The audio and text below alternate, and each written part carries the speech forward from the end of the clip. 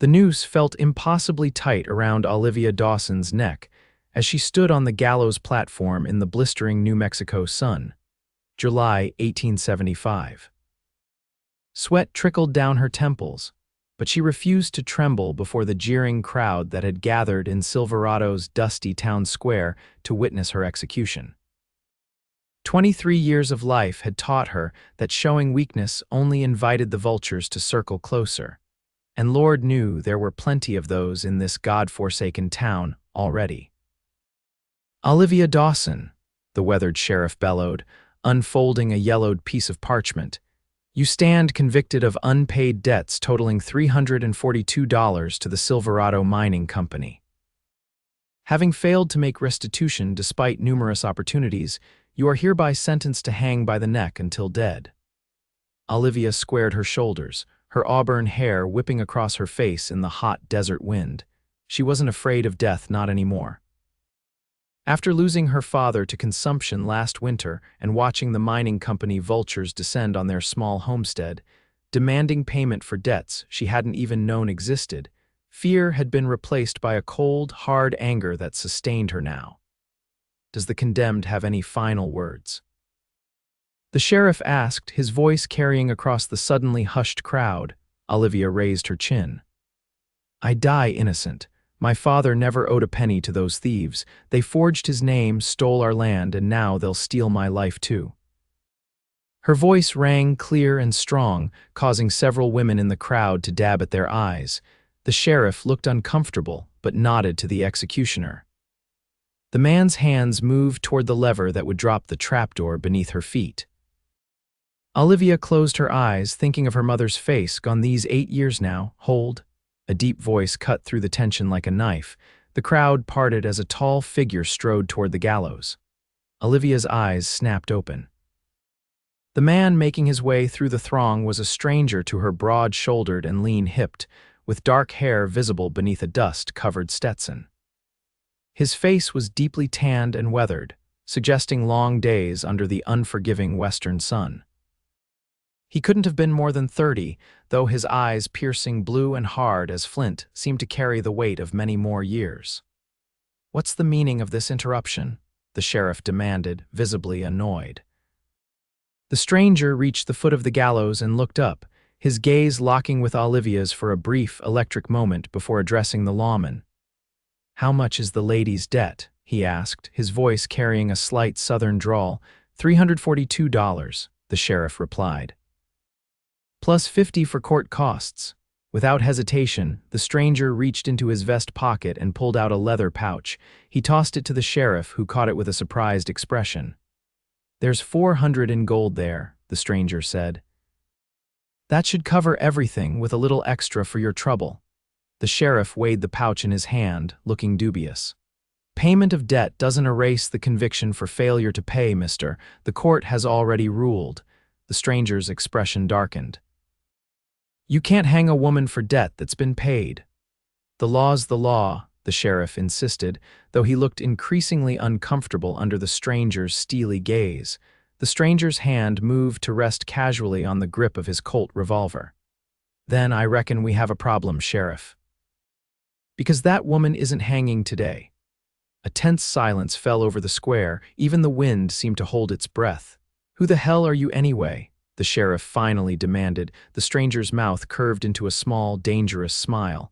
"Name's Vaughn Asher, and that woman up there." "She's my wife." Olivia's jaw dropped in shock. She had never seen this man before in her life, let alone married him. But before she could voice her protest, she caught the almost imperceptible shake of his head. The message was clear: play along or hang. The sheriff's eyes narrowed with suspicion. "Your wife, funny, she never mentioned a husband during her trial. Been away on cattle business in Kansas City," Vaughn replied smoothly.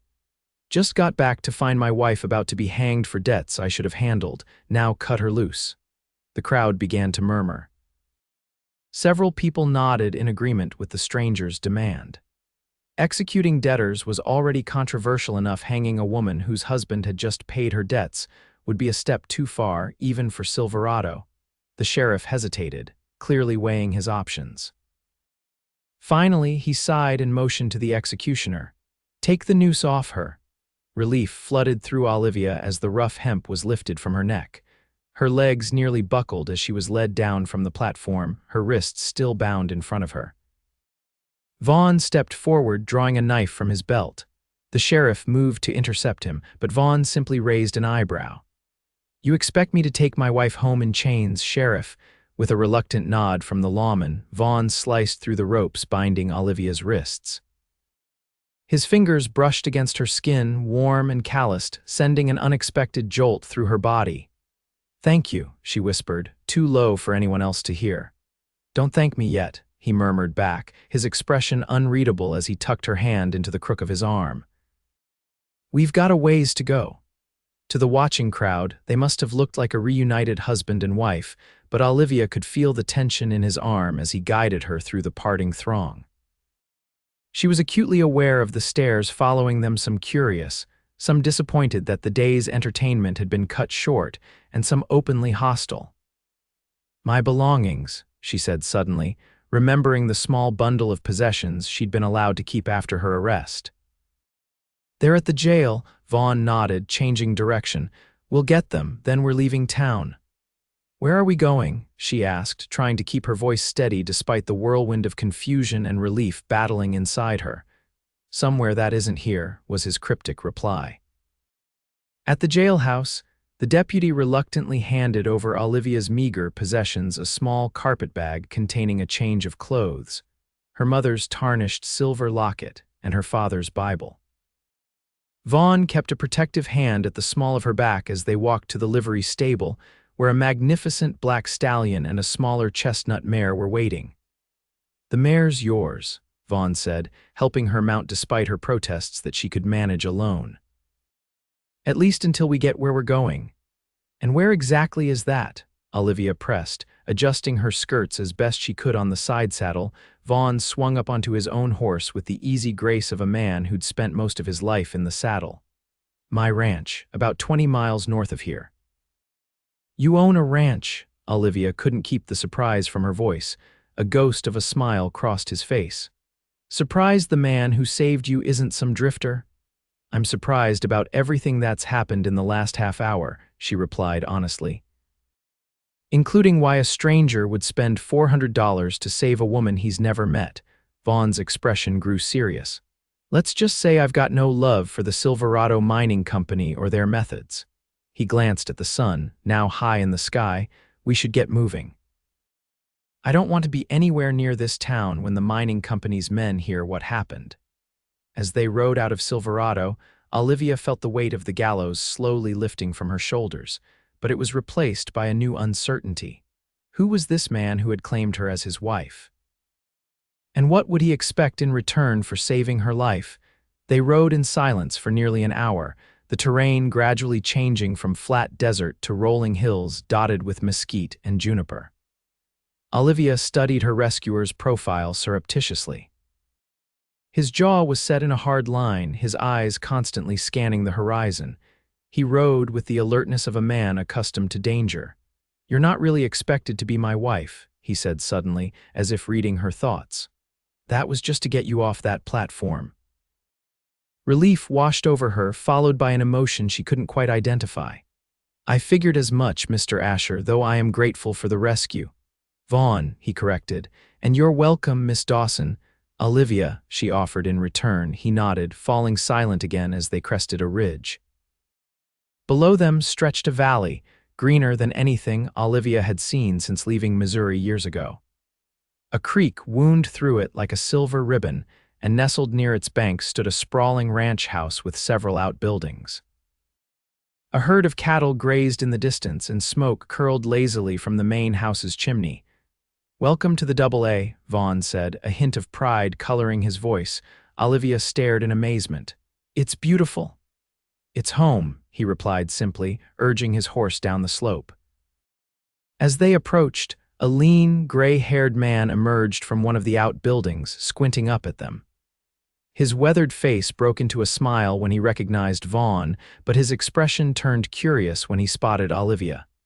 "Didn't expect you back so soon, boss," the man called. "And with company, no less." "Hank," Vaughn acknowledged with a nod. "This is Miss Olivia Dawson. She'll be staying with us for a while." He dismounted and moved to help Olivia down, his hands strong and sure around her waist. Hank's bushy eyebrows rose, but he touched the brim of his hat respectfully. "Madam, welcome to the AA." "Thank you," Olivia said, feeling suddenly self-conscious in her rumpled dress, the same one she'd been wearing when they'd dragged her to the gallows that morning. "Hank's my foreman," Vaughn explained. "Known him since I was knee-high to a grasshopper. Raised him after his folks passed," Hank added with gruff affection, "though he turned out stubborn as a mule despite my best efforts." Olivia saw a flicker of a genuine smile cross Vaughn's face before he turned to business. "Any trouble while I was gone?" "Nothing worth mentioning," Hank replied. "Though Miller rode in this morning saying he spotted some unknown riders up by the north boundary, probably just passing through." Vaughn's expression darkened slightly. "Double the watches tonight, just in case." "Already done," Hank assured him. Vaughn nodded, apparently satisfied, and turned back to Olivia. "Let's get you settled. You must be exhausted." Inside, the ranch house was surprisingly comfortable, with solid furniture and colorful Navajo rugs warming the wooden floors. A woman in her 50s with iron-gray hair pulled into a severe bun emerged from what appeared to be the kitchen, wiping her hands on an apron. "Mrs. Cooper, this is Miss Dawson," Vaughn said. "She'll be our guest for a while. Can you show her to the east bedroom and see that she has everything she needs?" The housekeeper's sharp eyes took in Olivia's disheveled appearance, but her voice was kind when she spoke. "Of course, Mr. Asher." "Come with me, Miss Dawson. I'll draw you a bath, and then we'll see about getting you some food." "Thank you," Olivia murmured, suddenly overwhelmed by the kindness after months of hardship. "I have some business to attend to," Vaughn said. "We'll talk more at supper." Olivia nodded, then impulsively reached out to touch his arm. "Mr. Asher Vaughn, I don't know how to thank you properly." His expression softened slightly. "No need for thanks, just get some rest." As Mrs. Cooper led her away, Olivia glanced back to see Vaughn watching her, his blue eyes unreadable in the shadowed hallway. The bath was heavenly, hot water soothing away the grime and terror of the morning. Mrs. Cooper had provided a simple but clean dress that was only slightly too large, explaining that it had belonged to Vaughn's sister, who occasionally visited from back east. "Does Mr. Asher often bring home strays?" Olivia asked as the older woman helped her comb the tangles from her damp hair. Mrs. Cooper chuckled. "He's got a soft spot for those in trouble, though he'd never admit it. Found me after my husband died and the bank took our farm. Been running his household for 5 years now." She paused. "Though I will say, you're the first young lady he's brought home." Olivia felt her cheeks warm. "It's not like that. He saved me from a difficult situation. I'm just passing through until I figure out where to go next." "Of course, dear," Mrs. Cooper said, though her tone suggested she wasn't entirely convinced. "There now, your hair's dry enough to put up. Come down when you're ready. Supper will be on the table soon." Left alone, Olivia moved to the window, gazing out at the ranch bathed in the golden light of late afternoon. After months in a jail cell, the open space and fresh air felt like an almost painful luxury. She tried to make sense of the day's events, how she had gone from facing death to being ensconced in a stranger's home in the space of a few hours. Vaughn Asher was a mystery.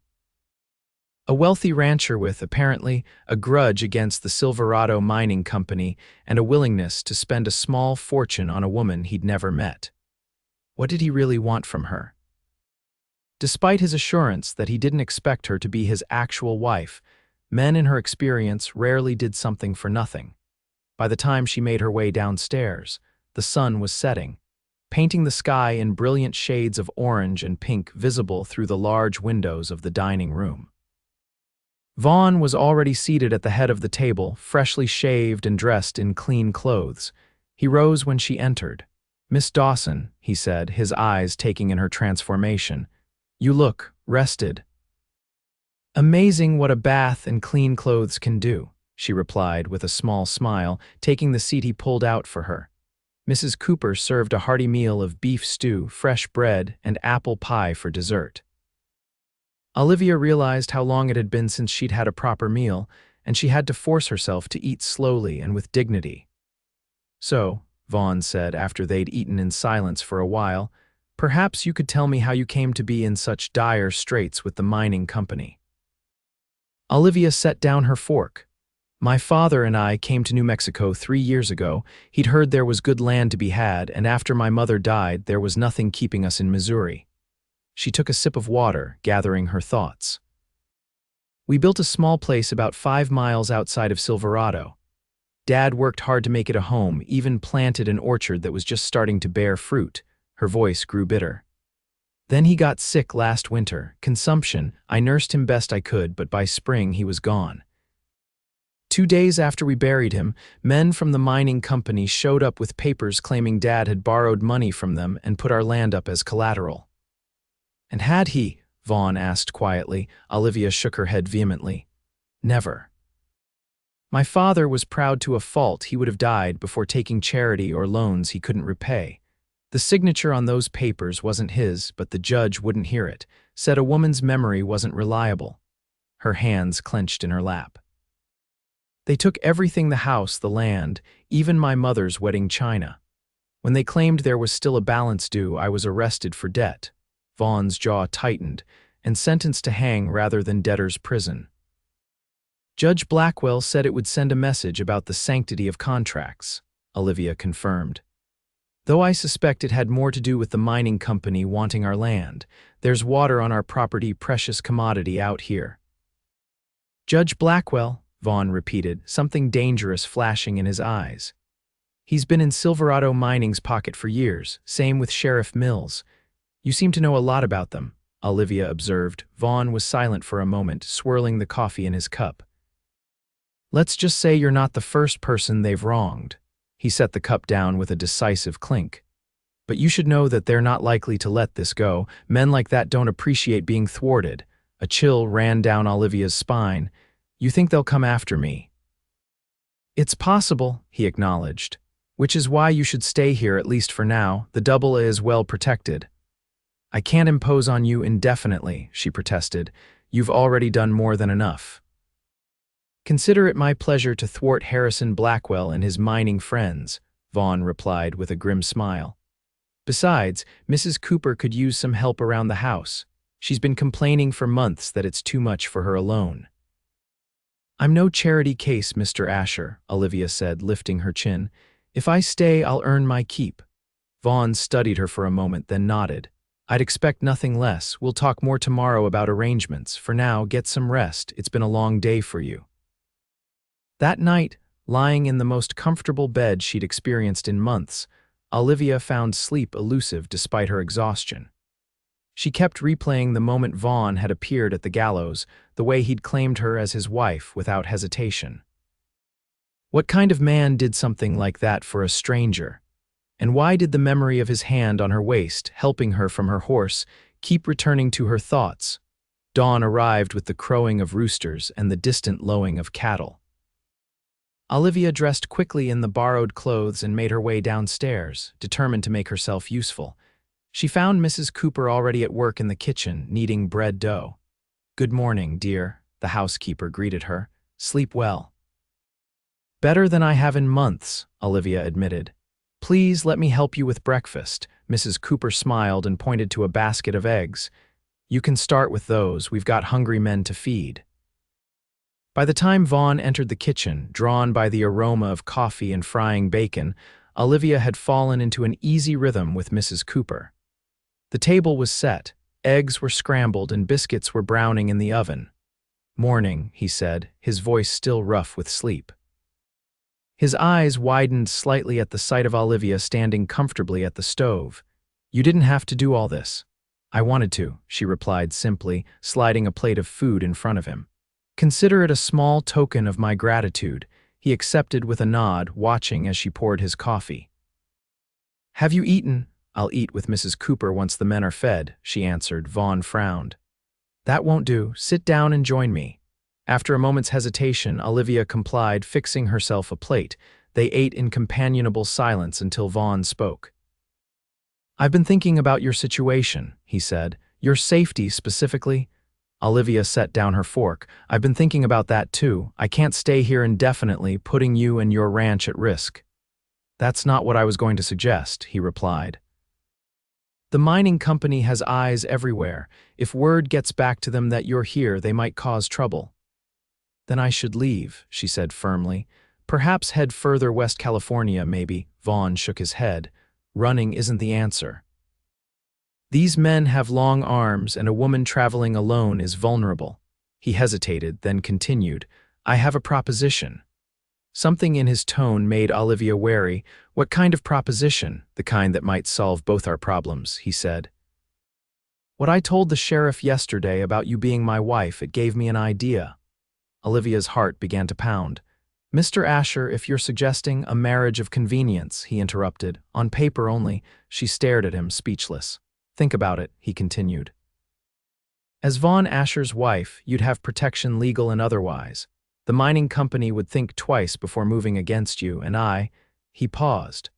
I could use a woman's touch around the ranch. Mrs. Cooper is getting older, and as you can see, this place is too big for one housekeeper. You want to marry me so I can be your housekeeper? Olivia asked incredulously. A flush crept up Vaughn's neck. That's not what I meant. I'm not explaining this well. He ran a hand through his dark hair. The truth is, this arrangement would benefit me too. I've been getting pressure from my investors to settle down, show stability. A wife would go a long way toward reassuring them. So I'd be a business asset, Olivia said flatly. No, Vaughn replied, looking frustrated. You'd be my partner, in name only, of course, he added hastily. You'd have your own room, complete freedom to come and go as you please, and a share in the ranch's profits. After a suitable period, a year, perhaps we could quietly divorce if you wished, and you'd have enough money to start fresh wherever you wanted. Olivia's mind whirled with the implications. A marriage of convenience wasn't unheard of in the West, where practical considerations often outweighed romantic notions. And Vaughn was offering her safety, security, and eventually, independence, things that had seemed impossibly out of reach just yesterday. But marriage, even one in name only, was a serious commitment, and there was something else troubling her. Why me? She asked. You could marry any number of suitable women who would bring actual assets to the marriage connections, dowries. Why choose a penniless woman you had to rescue from the gallows? Vaughn's blue eyes met hers directly. Because you're strong enough to survive what happened to you without breaking, because you have pride and dignity even when you have nothing else. And because I believe we can help each other without either of us feeling trapped. His honesty was disarming. Olivia looked away, needing time to think. This is unexpected. I know it's sudden, he acknowledged. You don't have to answer now. Take a few days to consider it. And if I say no? Then you're welcome to stay as my guest until you decide what you want to do next, he said without hesitation. My offer to help you doesn't hinge on your acceptance of this proposal. The sincerity in his voice made something twist in Olivia's chest. She had learned the hard way that men rarely offered something for nothing, yet everything about Vaughn Asher suggested he was different from the men she'd known. I'll think about it, she promised. Vaughn nodded, seemingly satisfied. Good. Now, if you're interested, I thought I might show you around the ranch today, unless you'd prefer to rest. I'd like to see it, Olivia said, welcoming the chance to clear her head. After months in that cell, I'm craving open spaces. An hour later, they rode side by side across the rolling grasslands of the Double-A. Vaughn was a patient guide, pointing out landmarks and explaining the operation of the ranch. Olivia was impressed by the scale of it, over 15,000 acres, with 500 head of cattle, 20 horses, and a dozen men working year-round. It's magnificent, she said as they paused atop a ridge overlooking a verdant valley where cattle grazed. How long have you had this place? 7 years, Vaughn replied. Bought it when it was just a rundown cabin and a few hundred acres, built it up piece by piece. You must be proud, Olivia observed. A smile touched his lips. I am, though it's been a long road, he glanced at her. What about you? What were your dreams before? Everything happened. Olivia was surprised by the question. No one had asked about her dreams in a very long time. I wanted to be a teacher, she admitted. I even had some schooling back in Missouri, but out here opportunities for women are limited. Not necessarily, Vaughn said. The town of Cedar Creek, about 10 miles from here, is growing. They've been talking about building a proper school. Hope flickered in Olivia's chest before reality doused it. I doubt they'd hire someone with my history. As Mrs. Asher, your history would be different, Vaughn pointed out quietly. The implication hung in the air between them. Olivia studied his profile, trying to reconcile this thoughtful man with the dangerous figure who had faced down a sheriff to save her life. "Why did you really save me yesterday?" she asked suddenly. The truth. Vaughn was silent for a long moment, his gaze fixed on the distant mountains. "My sister," he finally said. "Emma, she was engaged to a man who worked for the Silverado Mining Company. She discovered he was involved in some of their more unsavory business practices, forging documents, threatening homesteaders. When she confronted him, things went badly. A muscle ticked in his jaw. He hurt her, badly, and when she tried to report him, Judge Blackwell dismissed her claims. Said she was hysterical and confused." His voice hardened. 3 days later, she took her own life. "Oh, Vaughn," Olivia breathed. "I'm so sorry." "It was 2 years ago," he said, his voice flat. "I swore then that I'd do whatever I could to undermine Blackwell and the mining company. When I heard they were actually going to hang a woman for debt, I knew I had to intervene." He turned to look at her directly. "I didn't expect you to be so." "So what?" she prompted when he didn't continue. A hint of color touched his cheekbones. "Brave." Standing there with that noose around your neck, still defiant, it was impressive. Now it was Olivia's turn to blush. Not brave, just too angry to show fear. "Sometimes that's what bravery is," he replied. They rode in silence for a while, each lost in thought. The sun climbed higher, warming the spring air, and Olivia felt something unfurling inside her, a tentative hope that perhaps her life wasn't over after all. "I think I've made my decision," she said as they turned their horses back toward the ranch house. "About your proposal." Vaughn looked at her in surprise. "That was quick. I said you could take a few days." "I don't need them," Olivia replied. "I accept your offer." He reined his horse to a stop, studying her face intently. "Are you certain this isn't a decision to make lightly?" "I'm certain," she said firmly. "A marriage of convenience makes sense for both of us, as long as we're clear on the terms, partners with separate rooms and the option to end it after a year if either of us wishes." "Those are the terms," Vaughn confirmed. "Though we should maintain appearances in public for the sake of credibility." "Of course," Olivia agreed, trying to ignore the flutter in her stomach at the thought of what maintaining appearances might entail. "When do you want to do this?" "We can ride to Cedar Creek tomorrow," he suggested. "There's a justice of the peace there who can perform the ceremony. We'll need witnesses, but Hank and Mrs. Cooper can serve." "Tomorrow," Olivia echoed, the reality of what she was agreeing to suddenly hitting her. "That's very soon." Vaughn's expression softened.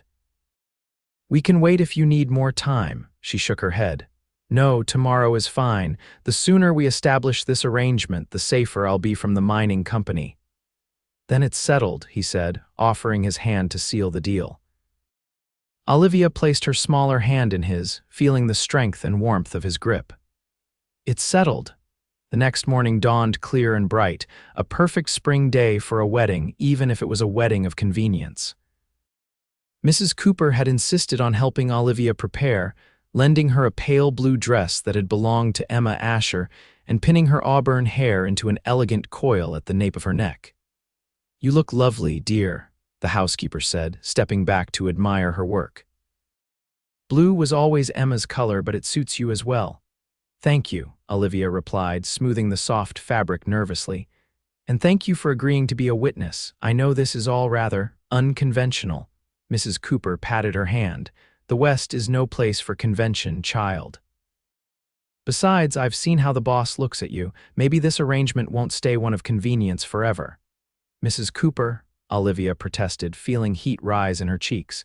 "It's not like that. We barely know each other."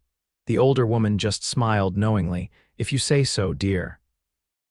Downstairs, Vaughn was waiting by the front door, dressed in his best suit. He'd trimmed his beard and slicked back his dark hair, and Olivia was struck again by how handsome he was. When he saw her descending the stairs, something flickered in his eyes that made her heart skip a beat. "You look beautiful," he said simply. "Thank you," she replied, suddenly shy. "You clean up rather well yourself." Hank, standing behind Vaughn, cleared his throat. "If you two are done admiring each other, we should get going. Don't want to keep Judge Parker waiting." The ride to Cedar Creek was pleasant, the four of them traveling in Vaughn's wagon rather than on horseback to accommodate Mrs. Cooper and to keep Olivia's dress presentable. As they approached the small but growing town, Olivia felt a strange mix of nervousness and excitement. She was about to become a married woman, even if the marriage was in name only. Judge Parker turned out to be a jovial man with white whiskers and twinkling eyes. He welcomed them warmly to his office, which doubled as the town's legal center. "Always happy to join two young people in matrimony," he said, beaming at Vaughn and Olivia. "Especially when it's Vaughn Asher finally settling down. The ladies of Cedar Creek will be heartbroken." Vaughn coughed uncomfortably. "Let's keep this simple, Judge." Of course," Parker agreed, opening his book. "Stand together now and we'll begin." The ceremony was indeed simple and brief. Olivia and Vaughn exchanged plain gold bands that he had somehow procured on short notice. When the judge pronounced them husband and wife and invited Vaughn to kiss his bride, there was an awkward moment where they both hesitated. Then Vaughn leaned down and pressed his lips to hers in a gentle, chaste kiss that was over almost before it began. But not before Olivia felt a surprising spark of warmth course through her body. "Congratulations, Mrs. Asher," Judge Parker said, handing her the marriage certificate with a flourish. "May you have many happy years together." "Thank you," she murmured, the unfamiliar name Mrs. Asher ringing strangely in her ears. As they left the judge's office, Vaughn offered her his arm. "We should celebrate," he suggested. "The hotel has a decent restaurant." "Oh, don't mind us," Mrs. Cooper said quickly. "Hank and I will do some shopping while you young folks have a proper wedding luncheon." Before either of them could protest, the older pair had hurried off, leaving the newlyweds standing alone on the boardwalk. "I think we've been manipulated," Vaughn observed dryly. Olivia couldn't help but laugh. Mrs. Cooper is quite determined for this to be a real wedding day. "Well, we should at least have a meal," he said, guiding her toward the hotel, "and it will give people a chance to see us together. Word spreads fast in these parts." The hotel dining room was elegant by frontier standards, with white tablecloths and actual silverware. Several heads turned as they entered, and Olivia heard whispers following them to their table. "Is that Vaughn Asher with a woman? Must be his new wife. Heard he got married today." "She's pretty. Wonder where he found her." Vaughn ignored the murmurs, focusing on Olivia as he held her chair. "Are you hungry?" "Starving, actually," she admitted, realizing she'd been too nervous to eat breakfast. They ordered steaks with all the trimmings, and Vaughn requested a bottle of wine to celebrate. As they waited for their food, a distinguished-looking man approached their table. "Vaughn, I heard rumors you were in town today, but I didn't believe the part about you getting married." The man turned to Olivia with a warm smile. "Richard Barnes, madam. I'm the mayor of Cedar Creek and an old friend of your husband's." "Olivia Asher," she replied, the name still unfamiliar on her tongue. "It's a pleasure to meet you." "The pleasure is mine," Barnes said, his eyes twinkling. "Vaughn's one of our most respected citizens, though he's been something of a lone wolf. Until now, it seems." "It was time for a change," Vaughn said smoothly, reaching across the table to take Olivia's hand in a gesture that appeared natural but surprised her nonetheless. "Well, I won't intrude on your celebration," Barnes said, "but you must bring your lovely wife to dinner soon. My Margaret would love to meet her." "We'd be delighted," Vaughn replied, and Olivia nodded her agreement. After the mayor left, several other townspeople stopped by to offer congratulations. Olivia was surprised by how well-liked Vaughn seemed to be, and by how easily he introduced her as his wife, his hand remaining protectively close to hers throughout the meal. "You're quite popular here," she observed when they finally had a moment alone. Vaughn shrugged. "I do business with most of the merchants, and I've helped the town in various ways over the years. Cedar Creek is a good community, nothing like Silverado." "I can see that," Olivia agreed, warming to the friendly atmosphere. "The mayor seemed particularly fond of you." "Richard gave me a chance when I first came to the territory," Vaughn explained. "He was a banker then, and he loaned me the money to buy my first parcel of land. Most wouldn't have taken a risk on a 23-year-old with more ambition than experience."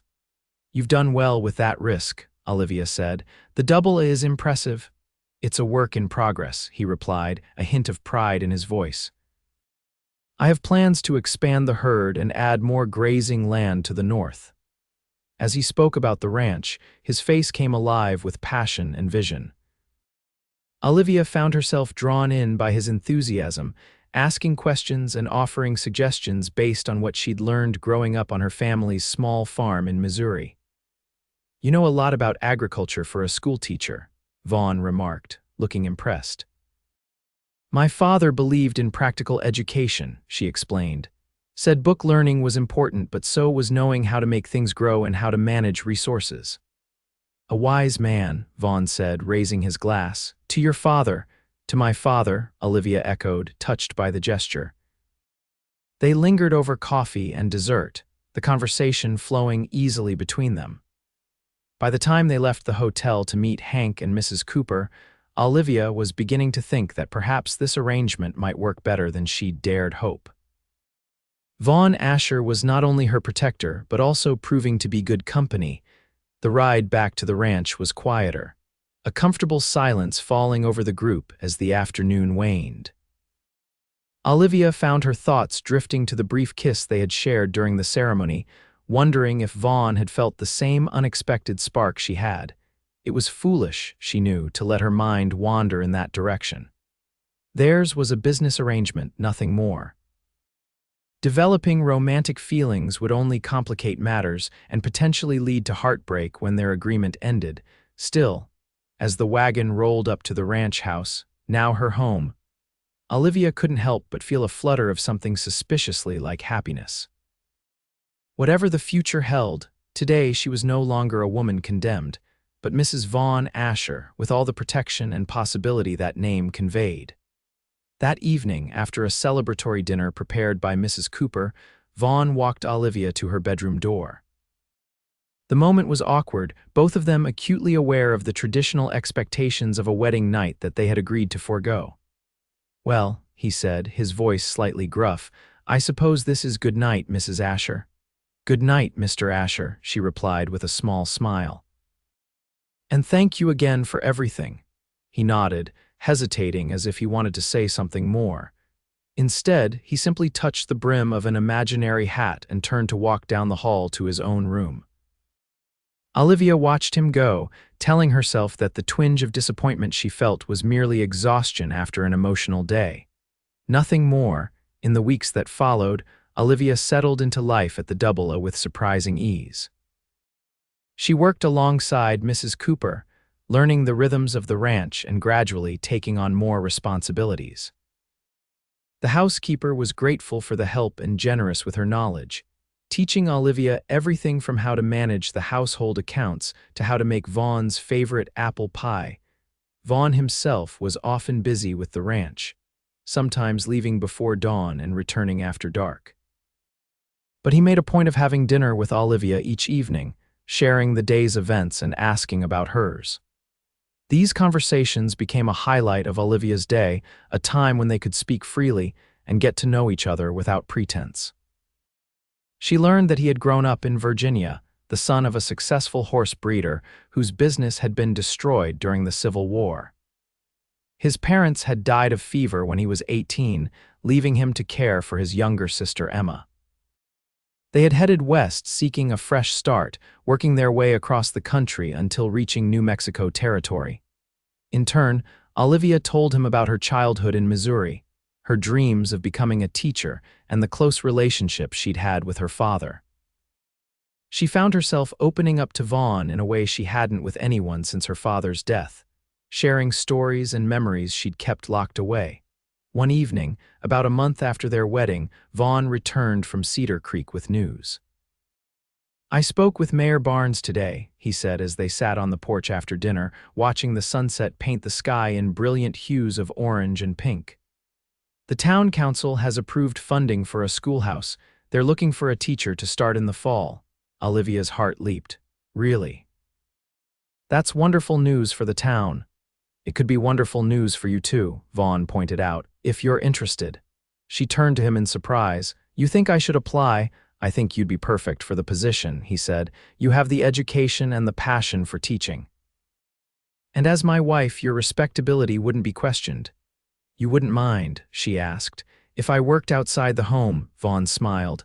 Why would I mind? It's what you've always wanted to do. Gratitude welled up in Olivia's chest. Thank you.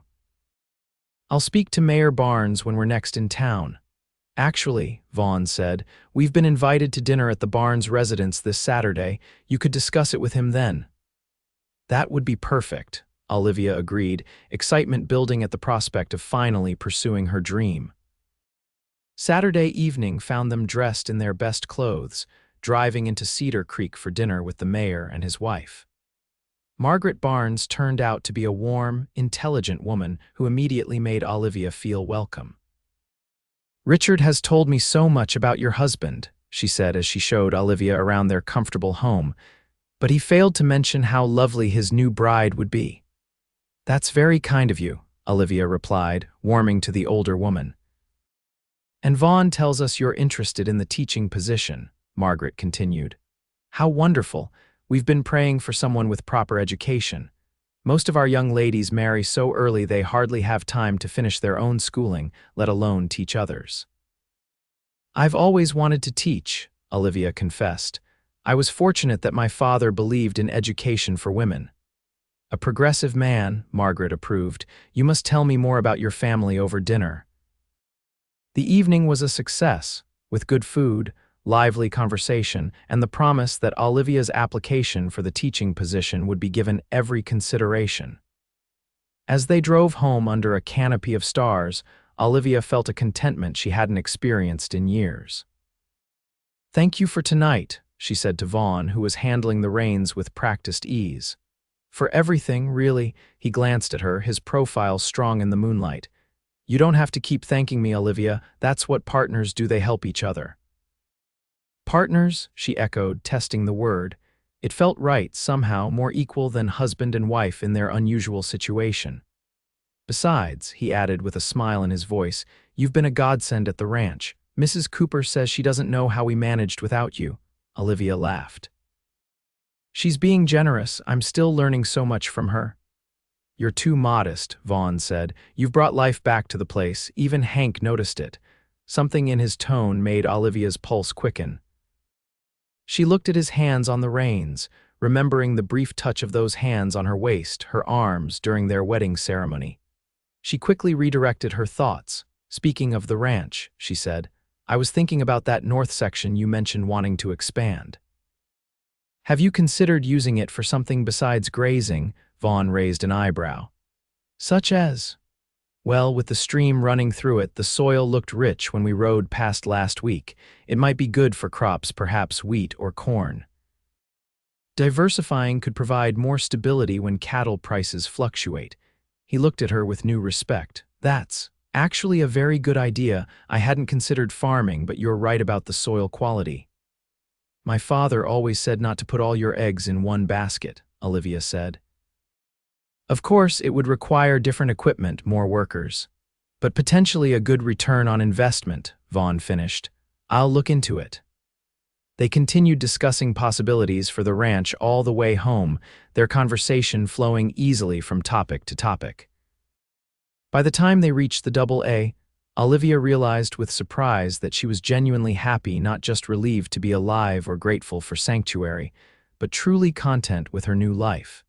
The feeling was so unexpected that it caught her off guard. Was it possible to find happiness in an arrangement that had begun as mere convenience? And what would happen when their agreed-upon year came to an end? As spring gave way to summer, life at the double settled into a pleasant routine.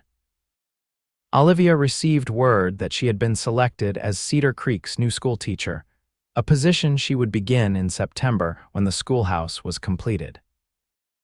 In the meantime, she divided her time between helping Mrs. Cooper with the household and assisting Vaughn with the ranch's accounts. discovering she had a head for numbers that he appreciated. Their relationship continued to evolve, moving beyond the initial awkwardness into a comfortable partnership. They took their meals together, spent evenings on the porch discussing the day's events, and occasionally rode out together to inspect the ranch.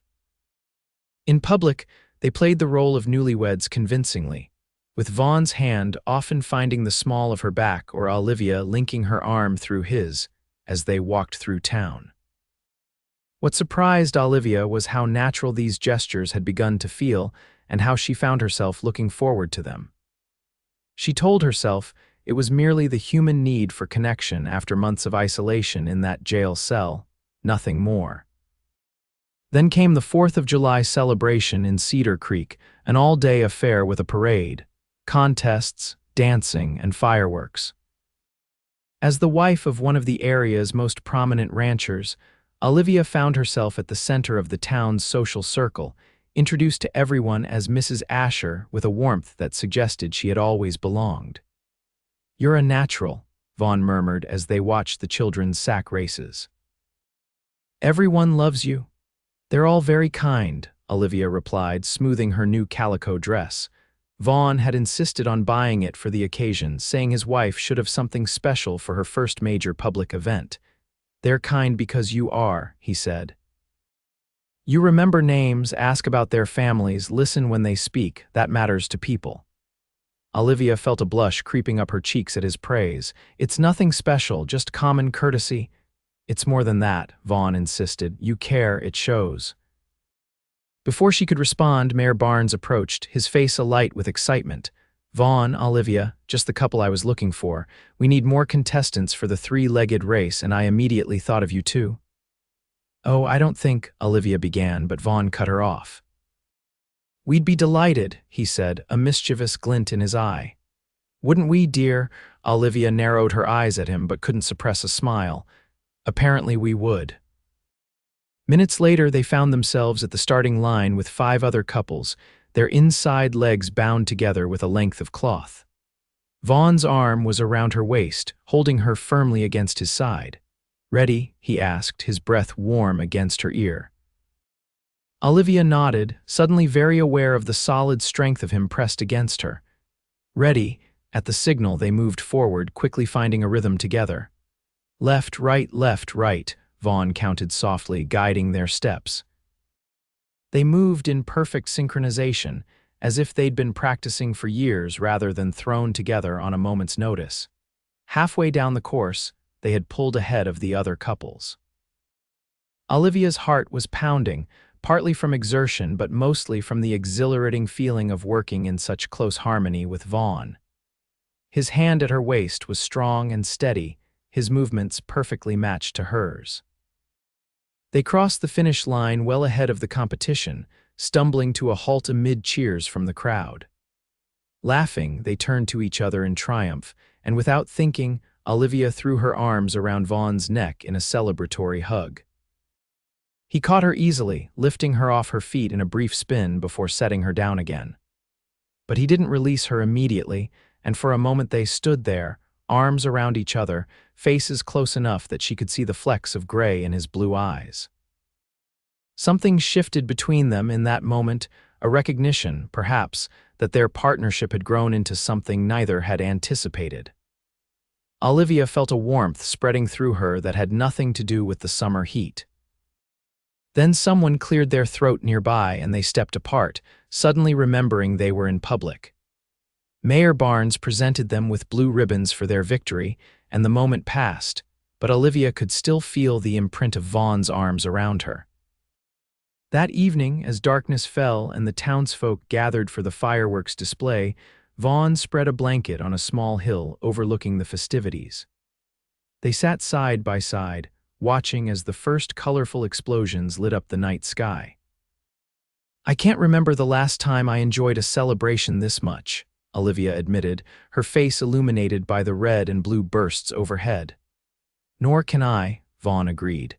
After a pause, he added, "You know, when I proposed this arrangement, I never expected." When he didn't continue, Olivia turned to look at him. Expected what, in the darkness, his expression was difficult to read, that it would feel so right, her heart skipped a beat. Vaughn. Before she could say more, a particularly loud firework exploded overhead, showering the sky with golden sparks. When she looked back at him, the moment had passed, and he was watching the display again, his profile strong against the night sky. But something had changed. A door had been opened that couldn't easily be closed again. Olivia found herself wondering, for the first time, what would happen if their marriage of convenience became something more. The thought both thrilled and terrified her.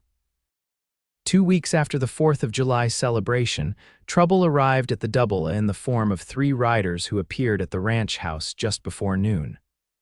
Olivia was alone in the kitchen, preparing lunch, when she heard the sound of approaching horses.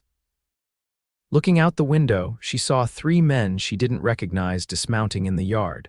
Something about their manner, the way they looked around with calculating eyes, the way they positioned themselves, sent a chill down her spine. Vaughn and most of the hands were out checking the north boundary, leaving only Hank and the cook, old Miguel, nearby. Olivia moved quickly to the drawer where she knew Vaughn kept a loaded revolver. She had just closed her fingers around the grip when a knock came at the door. Mrs. Asher. A voice called, "Are you home? We'd like a word." Taking a deep breath, Olivia tucked the revolver into the pocket of her apron and moved to the door, opening it just enough to see the visitors but keeping her body firmly in the doorway. "Yes, can I help you, gentlemen?" she asked, forcing her voice to remain steady. The man in front tipped his hat, a city hat, not a cowboy's Stetson. He was middle-aged, with cold eyes and an insincere smile. "Mrs. Asher, my name is James Wilson. I represent the Silverado Mining Company." Olivia's blood ran cold, but she kept her expression neutral. "What business would the mining company have with me? It concerns a matter of some irregularity," Wilson replied smoothly, "regarding your hasty departure from Silverado and the circumstances surrounding it." "I'm afraid I don't know what you're talking about," Olivia said. "Now, if you'll excuse me, I'm quite busy." She started to close the door, but Wilson's hand shot out, preventing it from closing. "I think you do know, Miss Dawson, or should I say the former Miss Dawson." From the corner of her eye, Olivia saw Hank emerging from the barn, his attention caught by the strangers. She needed to keep Wilson talking until help arrived. "My name is Mrs. Asher," she said firmly. "Whatever business you think you have with me should be discussed with my husband." Wilson's smile turned ugly. "Your husband interfered with the legal proceedings of Silverado County. He paid a debt that the court had already ruled on, and he spirited away a convicted debtor. Judge Blackwell takes a very dim view of such actions." "Judge Blackwell has no jurisdiction here," Olivia replied, her hand tightening on the revolver in her pocket. "And I suggest you remove your hand from my door before I remove it for you." Wilson laughed, a harsh sound without humor. Big words from a woman who was about to swing from a rope not 2 months ago. "Is there a problem here?" Hank's voice came from behind the visitors, hard as steel. He had his shotgun cradled in his arms, not pointing at anyone yet, but the threat was clear. Wilson slowly removed his hand from the door, turning to face Hank with exaggerated casualness. "No problem at all, just having a friendly conversation with Mrs. Asher about some unfinished business." "Looks finished to me," Hank replied. "And Mr. Asher doesn't take kindly to uninvited guests harassing his wife." The 2 men with Wilson shifted nervously, their hands drifting toward their sidearms. For a tense moment, Olivia feared violence was imminent. Then Wilson raised his hands in a placating gesture. "No need for unpleasantness, we'll be on our way." He turned back to Olivia, his eyes cold. "But this matter isn't settled, Mrs. Asher, not by a long shot. Judge Blackwell wants what's owed to him one way or another." "Tell Judge Blackwell he can go to hell," Olivia replied, her voice steady despite the fear curling in her stomach. "And don't come back to the Double A. Next time my husband won't be as hospitable as his foreman." Wilson's face darkened with anger, but he merely nodded curtly and motioned to his companions. They mounted up and rode away, dust rising from their horses' hooves. As soon as they were out of sight, Olivia's knees nearly buckled with relief. Hank hurried to her side, concern etched on his weathered face. "You all right, Mrs. Asher?" "Yes," she managed, though her voice shook slightly. "Thank you, Hank. Better come inside," he said gruffly. "I'll send Miguel to fetch the boss. He needs to know about this." Vaughn returned within the hour, his face a thundercloud as Hank relayed what had happened. He found Olivia in the sitting room, outwardly calm but with hands that trembled slightly as she poured tea. "Are you all right?" he demanded, crossing to her side immediately. "Did they threaten you?" "I'm fine," she assured him. More angry than frightened, really. Vaughn took the teacup from her hands and set it aside, then clasped her fingers in his, examining her as if checking for injuries. "Tell me exactly what happened." Olivia recounted the confrontation, omitting only that she had taken the revolver from the drawer. When she mentioned Judge Blackwell's name, Vaughn's jaw tightened dangerously. "Blackwell," he spat. "I should have known he wouldn't let this go." "What does he want?" Olivia asked. "The debt was paid." Vaughn's expression was grim. "It's not about the money, it's about control. You defied him, we defied him, and men like Blackwell can't stand to be challenged." A chill ran down Olivia's spine. "Do you think they'll come back?" "Not right away," Vaughn said. "But we need to be prepared." He ran a hand through his hair, clearly troubled. "I was a fool to think they wouldn't find you here." "You couldn't have known," Olivia protested. "I should have," he insisted. "Blackwell has eyes everywhere. I just didn't think he'd move this quickly." Olivia squeezed his hands. "What do we do now?" Vaughn was silent for a moment, his thoughts clearly racing. "We strengthen our position," he finally said. "Make sure the ranch is secure, and we make it clear that you're my wife, protected by my name and everything that comes with it." "How do we do that?" "We start by hosting a party," Vaughn said decisively. "Invite everyone of consequence in Cedar Creek. Make our marriage as public and official as possible. The more people who know you as Mrs. Asher, the harder it will be for Blackwell to make any move against you." Olivia nodded, understanding the strategy. "And in the meantime, you don't go anywhere alone," Vaughn said firmly. "Not until we're sure Blackwell's men have backed off." "I'm not helpless, Vaughn," Olivia reminded him, a hint of steel in her voice. "I had your revolver in my apron pocket the whole time they were here." Surprise flashed across his face, followed by something that looked suspiciously like pride. "Did you now?" "I would have used it if necessary," she confirmed. A small smile touched his lips. "I don't doubt it." The smile faded as quickly as it had appeared. "But I'd rather not have you in that position again. These men are dangerous, Olivia." "So am I when threatened," she replied, but she softened, seeing the genuine concern in his eyes. "I'll be careful, I promise. We both will be." Vaughn nodded, seeming satisfied. Then, as if suddenly aware that he was still holding her hands, he released them somewhat awkwardly. "I should go talk to Hank about increasing patrols around the property." "Of course," Olivia agreed, immediately missing the warmth of his touch. "I'll start planning that party." As he turned to leave, she called after him. "Vaughn," he paused at the doorway, looking back. "Yes, thank you," she said simply, "for everything." Something indefinable crossed his face, a mixture of emotions too complex to name. "No need for thanks, Olivia. You're my wife." The words hung in the air between them, loaded with meaning neither was quite ready to acknowledge. Then he was gone, leaving Olivia to contemplate how those four simple words, "You're my wife," had come to mean so much more than either of them had intended. The party at the Double-A Ranch was the social event of the season in Cedar Creek.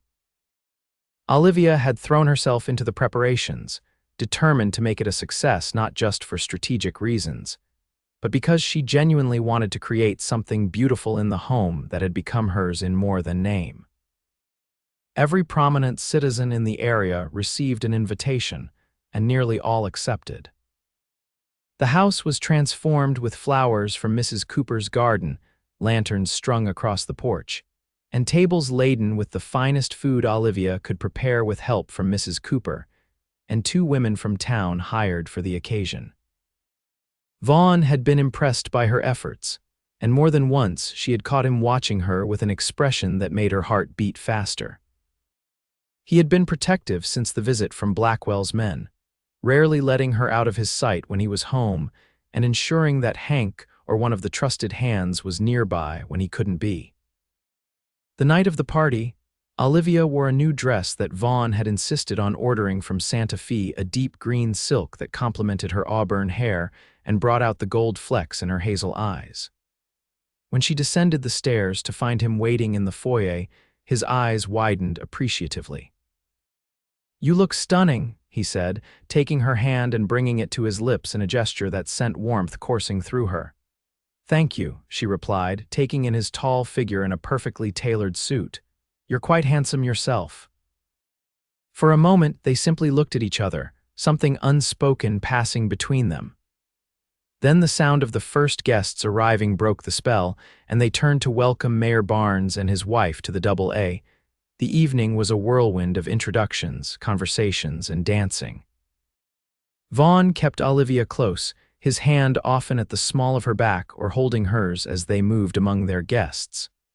To anyone watching, they appeared to be exactly what they claimed a devoted husband and his cherished wife.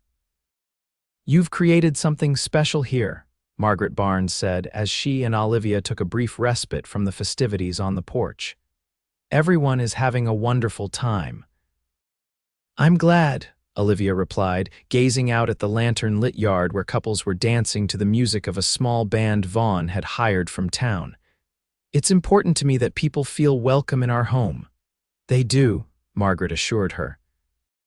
"And if you don't mind my saying so, it's lovely to see how happy you've made Vaughn. Before you came along, he was all business all the time. Now he smiles, he laughs. It's a remarkable change." Olivia felt a blush rising to her cheeks. "We make a good team." "More than that, I think," Margaret said with a knowing smile. "The way he looks at you. Well, it reminds me of how Richard looked at me when we were first married." Before Olivia could respond, the man in question appeared at the door. "There you are," Vaughn said. "I was beginning to think you'd abandoned me to the Widow Jenkins' questions about cattle breeding." "Never," Olivia laughed, rising to her feet, "though Mrs. Barnes has been keeping me excellent company." "Would you care to dance, Mrs. Asher?" Vaughn asked, extending his hand to her. "I would love to, Mr. Asher," she replied, placing her hand in his. As he led her to the area cleared for dancing, Olivia was aware of eyes following them, the golden couple, the successful rancher and his beautiful wife. If any of Blackwell's spies were present, they would see a woman firmly established as Vaughn Asher's wife, surrounded by friends and protected by his influence. Vaughn drew her into his arms as the band began a waltz. They had never danced together before, but like the three-legged race on the 4th of July, they moved in perfect harmony, as if they had been partners for years. "Have I told you how beautiful you look tonight?" Vaughn murmured as he guided her through a turn. "You might have mentioned it," Olivia replied, smiling up at him, "but a lady never tires of hearing such things." "Then I'll tell you again," he said, his voice dropping lower. "You're the most beautiful woman I've ever seen, Olivia Asher." The way he said her name, his name sent a shiver down her spine. "You're quite the charmer when you want to be, Vaughn Asher." "Only with you," he replied, and the sincerity in his eyes made her breath catch. They danced in silence for a moment, each lost in thought. Then Vaughn spoke again, his voice serious. "I've been thinking about our arrangement." Olivia's heart skipped a beat. "Oh, we agreed to a year," he continued, "after which you could leave if you wished, with enough money to start fresh elsewhere." "I remember," she said cautiously, unsure where he was going with this. Vaughn's arms tightened slightly around her waist. "I'm not sure that's what I want anymore." Olivia nearly missed a step, but he steadied her smoothly. "What do you want, Vaughn?" she asked, hardly daring to hope. Before he could answer, a commotion at the edge of the dancing area drew their attention. A man was pushing his way through the crowd, his face flushed with drink and anger. With a jolt, Olivia recognized him as one of the men who had accompanied Wilson to the ranch. "There she is." The man shouted, pointing at Olivia. The Silverado fugitive, playing at being a respectable woman when she should be swinging from a rope. A shocked murmur ran through the guests. Vaughn immediately pushed Olivia behind him, shielding her with his body. "Get out of my house," he said, his voice dangerously calm. The man sneered. "Your wife is a criminal, Asher. Judge Blackwell says the debt ain't settled. She still needs to pay." Mayor Barnes stepped forward, his face stern. "I think you've had too much to drink, sir. I suggest you leave before you embarrass yourself further." "I ain't leaving without her," the man slurred, his hand moving toward the gun at his hip. Everything happened very quickly after that. Hank and two of the ranch hands surrounded the intruder, disarming him before he could draw. The mayor called for the town marshal, who happened to be among the guests. Within minutes, the troublemaker was being escorted off the property, still hurling insults over his shoulder. Vaughn turned to Olivia, his face tight with concern. "Are you all right?" She nodded, though her heart was pounding. "Just shaken." "I need to speak to our guests," he said. "Stay close to Hank." Before she could respond, he had moved to the center of the gathering, his presence commanding immediate attention. "Ladies and gentlemen, I apologize for that disturbance," he began. "As some of you may have gathered, there are certain individuals from Silverado who have a grudge against my wife and myself." He paused, his gaze sweeping the assembled guests. "For those who don't know the full story, I met Olivia in Silverado this spring. She was being wrongfully held for debts falsely attributed to her late father by the Silverado Mining Company. I paid those alleged debts and married her shortly thereafter." A ripple of whispers moved through the crowd, but Vaughn continued, his voice strong and clear. "What I didn't tell many of you is that Judge Blackwell of Silverado had actually sentenced Olivia to hang for those debts, an unprecedented and cruel ruling that speaks to the corruption in that town." Gasps and murmurs of outrage followed this revelation. Olivia felt a surge of gratitude mixed with trepidation. Vaughn was laying everything bare, risking his reputation to protect hers. "My wife and I have built a life here," Vaughn went on. "Cedar Creek has welcomed us, and we are grateful. But it seems Blackwell and his cronies haven't given up their vendetta. I want to make it absolutely clear that Olivia is my lawfully wedded wife, under my protection and the protection of the law here in Cedar Creek County." Mayor Barnes stepped forward to stand beside Vaughn. "And you have the full support of this town, Vaughn. We take care of our own, and Mrs. Asher is one of us now." A chorus of agreement rose from the guests. Several of the men called out their willingness to help if trouble came, while the women moved to surround Olivia with expressions of sympathy and solidarity. "Thank you, Richard," Vaughn said, clearly moved. "Thank you all. Now I believe we were in the middle of a celebration. Let's not let one drunk fool ruin our evening." With remarkable resilience, the party resumed. The band struck up a lively tune, and gradually the tension dissipated. But Olivia noticed that several of the ranch hands had taken up positions around the perimeter of the gathering, and Vaughn kept her within arm's reach for the remainder of the evening. It was past midnight when the last guests departed. Exhausted but relieved that the party had ultimately been a success despite the interruption, Olivia began to extinguish the lanterns on the porch while Vaughn saw the mayor and his wife to their carriage. "Leave that for tomorrow," Vaughn said when he returned, gently taking a lantern from her hands. "You've done enough for one night." "I just want to make sure everything's secure," she replied, suddenly reluctant to go inside to end the evening and the conversation they had been having before the interruption. Vaughn seemed to read her thoughts. "We never finished our dance," he said, holding out his hand. "May I have this one before we retire?" There was no music now, just the night sounds of crickets and the distant lowing of cattle. But Olivia placed her hand in his without hesitation, and he drew her into his arms once more. They swayed together on the moonlit porch, neither speaking for a long moment. Finally, Olivia gathered her courage. "You were saying something," she reminded him, "before we were interrupted, about our arrangement." Vaughn's arms tightened around her. "Yes. I was trying to tell you that things have changed for me, Olivia. My feelings have changed." Her heart began to race. "In what way?" He stopped their movement, looking down at her with an intensity that took her breath away. "I don't want this to be a marriage in name only anymore. I don't want you to leave after a year or ever. I want," he broke off, seemingly struggling to find the right words. "What do you want, Vaughn?" Olivia whispered, her hands coming up to rest against his chest, feeling the strong, steady beat of his heart beneath her palms. "You," he said simply. "I want you to be my wife in every sense of the word. I want to build a life with you, a real one. Because somewhere along the way I fell in love with you, Olivia Asher. Joy burst through her like sunrise. Vaughn, she breathed, and then she was rising on her tiptoes, closing the distance between them. Their lips met in a kiss, nothing like the chaste peck they had shared at their wedding. This was a real kiss, full of passion and promise, and the culmination of feelings that had been growing between them for months. Vaughn's arms encircled her completely, lifting her slightly off her feet as he deepened the kiss, pouring all his unspoken emotions into the connection between them. When they finally broke apart, both breathless, Olivia cupped his face in her hands. "I love you too," she said. "I think I have for a long time, but I was afraid to admit it, even to myself. I thought this was just an arrangement for you." "It was," he acknowledged, "until it wasn't." He pressed his forehead to hers. "When that fool pulled a gun tonight, all I could think was that I couldn't lose you. Not now, not ever. You won't lose me," she promised. "I'm right where I want to be." Vaughn kissed her again, more gently this time. "Come to bed, wife," he whispered against her lips. "Our bed." Hand in hand, they walked into the house, leaving the lanterns burning on the porch, twin beacons of light in the vast darkness of the New Mexico night. The confrontation at the party proved to be a turning point.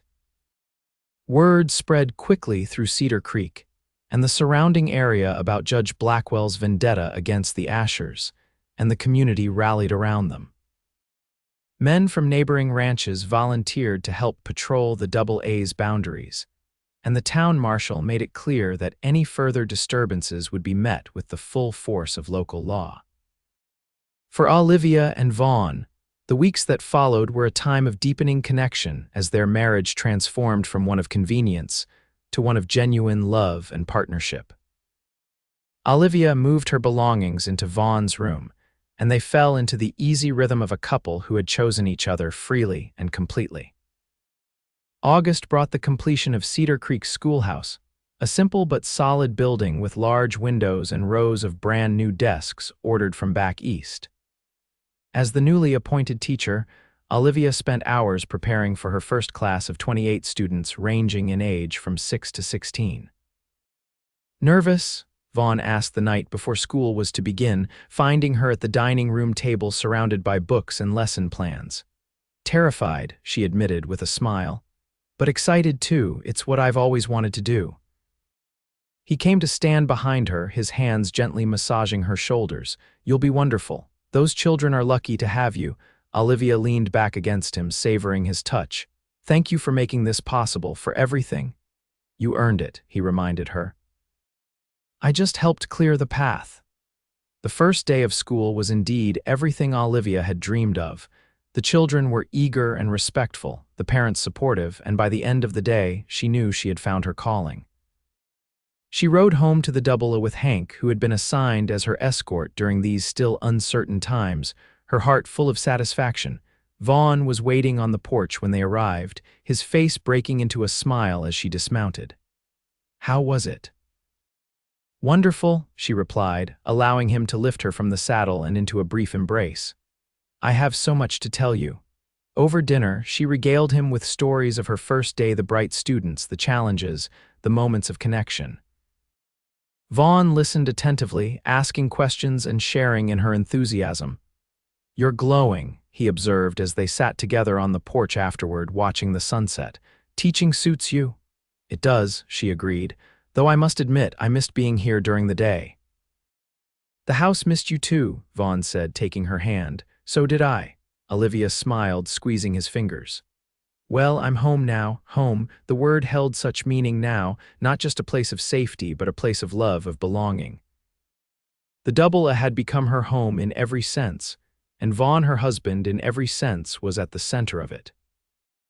As September turned to October, bringing cooler temperatures and the first hints of autumn color to the landscape, Olivia settled into the dual rhythms of teaching during the week and being a rancher's wife in her remaining hours.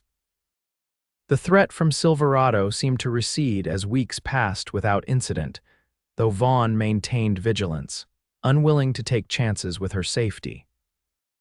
Then, on a crisp October morning, as Olivia was preparing to leave for school, a rider appeared at the ranch, bearing news that would change everything. Wire from Santa Fe, the young man said, handing Vaughn a telegram. Marked urgent. Vaughn read the message, his expression shifting from concentration to shock to grim satisfaction. When did this come in? He asked the messenger. Late last night, sir. Station master sent me out at first light. Vaughn pressed a coin into the young man's hand. Thank you for the quick delivery. After the messenger departed, Vaughn turned to Olivia, who was watching him with concern. What is it? She asked. Bad news, the opposite, he replied, handing her the telegram. Judge Blackwell has been arrested on charges of corruption, fraud, and conspiracy. The territorial governor ordered an investigation after receiving multiple complaints about Silverado's justice system. Olivia scanned the message, her hands trembling slightly. It says the Silverado Mining Company is under investigation too, for fraudulent land claims and improper debt collection practices. The governor's asking for victims to come forward with testimony, Vaughn added, including you if you're willing. Willing, Olivia repeated, a fierce light entering her eyes. I'd testify in every court from here to Washington if it meant seeing that man pay for what he's done. Vaughn smiled, pride evident in his expression. I thought you might say that. The U.S. Marshal will be in Cedar Creek next week to take statements. Will you come with me? She asked. When I speak to him, try to keep me away, Vaughn replied, pulling her into an embrace. We'll face this together like everything else. True to his word, Vaughn was at Olivia's side when she gave her testimony to the U.S. Marshal, a stern-faced man named Parker who listened carefully and took copious notes as she recounted her father's death, the fraudulent debt, and her near execution. And you're certain the signature on the loan documents wasn't your father's? Marshal Parker asked. Absolutely certain, Olivia confirmed. My father wrote to me every week when I was away at school. I know his handwriting as well as my own. Do you still have any of those letters? Parker inquired. They could be useful for comparison. I have dozens, Olivia said. They're one of the few things I managed to save before the mining company took our home. Parker nodded, satisfied. Your testimony is very valuable, Mrs. Asher. With your permission, I'll send for you if the case goes to trial in Santa Fe. I'll be there, Olivia promised. As they left the marshal's office, Vaughn took her hand. How do you feel? Lighter, she replied after a moment's consideration. As if a weight I've been carrying for months has finally begun to lift. It's not over yet, he cautioned, but it's a beginning. A beginning, she echoed, smiling up at him. I like the sound of that. The case did indeed go to trial, and in early December, Olivia and Vaughn made the journey to Santa Fe to testify. The territorial court was an imposing structure, and Olivia felt a flutter of nerves as she was called to the witness stand. But when she looked out and saw Vaughn's steady, supportive gaze, her confidence returned. She spoke clearly and forcefully about the injustices she had endured, presenting the evidence of her father's true handwriting and detailing the corrupt collusion between Judge Blackwell and the Silverado Mining Company. Other victims testified as well, farmers who had lost land, miners cheated of their claims, widows stripped of their rightful inheritances. The trial lasted a week, but the verdict, when it came, was swift and decisive. Judge Blackwell was found guilty on all counts and sentenced to 15 years in territorial prison. James Wilson and 3 other executives of the Silverado Mining Company received lesser but still substantial sentences. Most importantly for Olivia, the court declared all debt judgments issued by Blackwell in the past 5 years to be null and void, pending review by an impartial judge.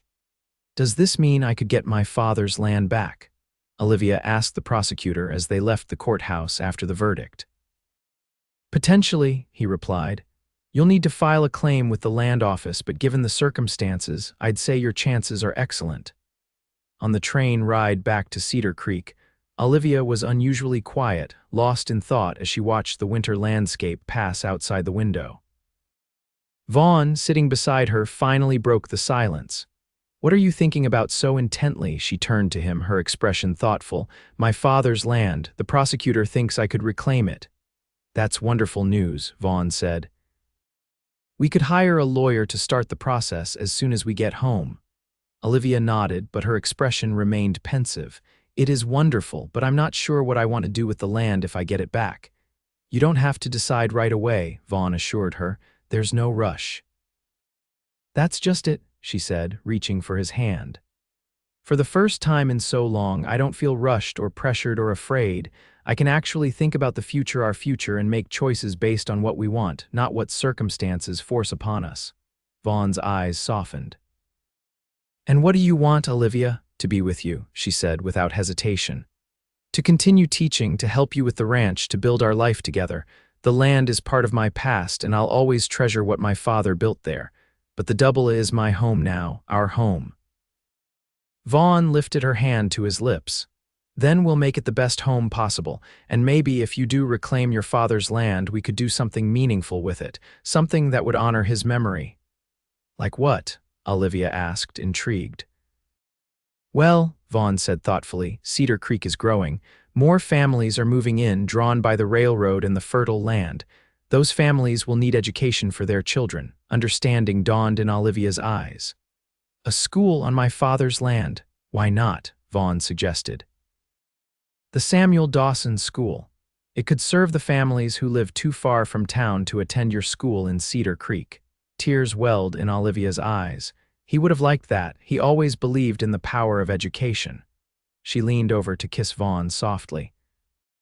Thank you for understanding what would matter to me. That's what husbands do, he replied with a smile.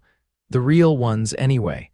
By the time they returned home, Christmas was approaching, bringing with it a festive atmosphere to the AA. Mrs. Cooper outdid herself with decorations, and Olivia threw herself into preparations for her first Christmas as Vaughn's wife, baking cookies with her students, selecting gifts for everyone at the ranch, and helping Vaughn choose a magnificent pine tree from the foothills to stand in their front parlor. On Christmas Eve, after a joyous dinner with the ranch hands and their families, Vaughn led Olivia to the parlor where their tree glowed with candles and handmade ornaments. I have something for you, he said, reaching into his pocket. I wanted to give it to you privately before tomorrow's festivities. He handed her a small, velvet-covered box.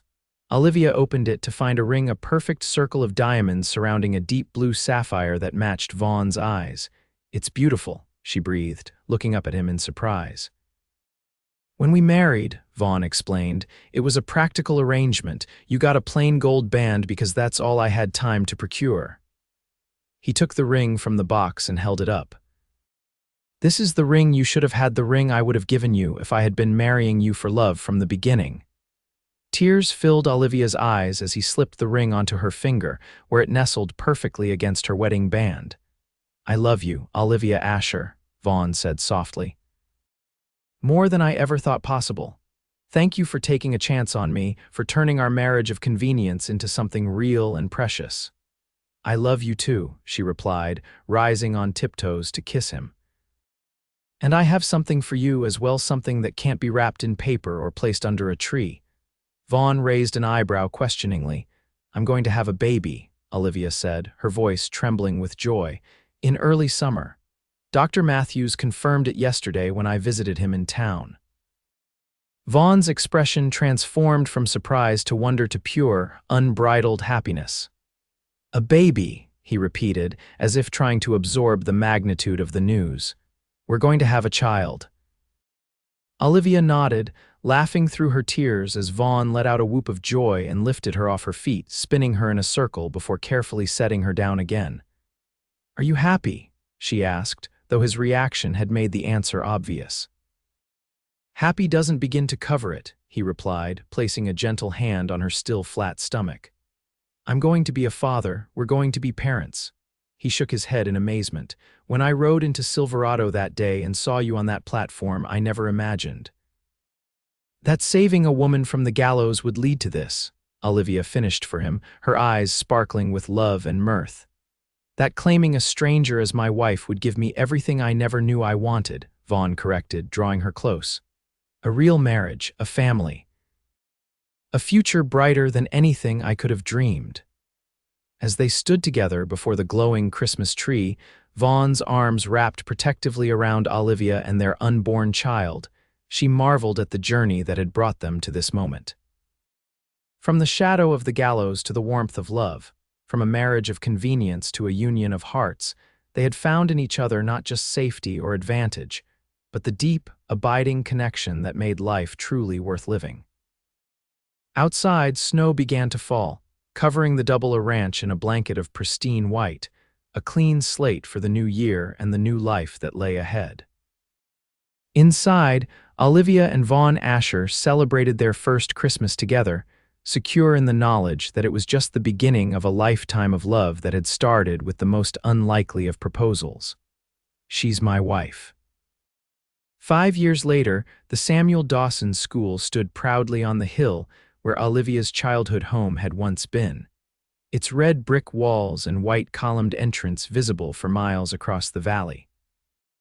Children's laughter rang out from the playground as the afternoon recess began, a sound that never failed to bring a smile to Olivia's face as she watched from her office window.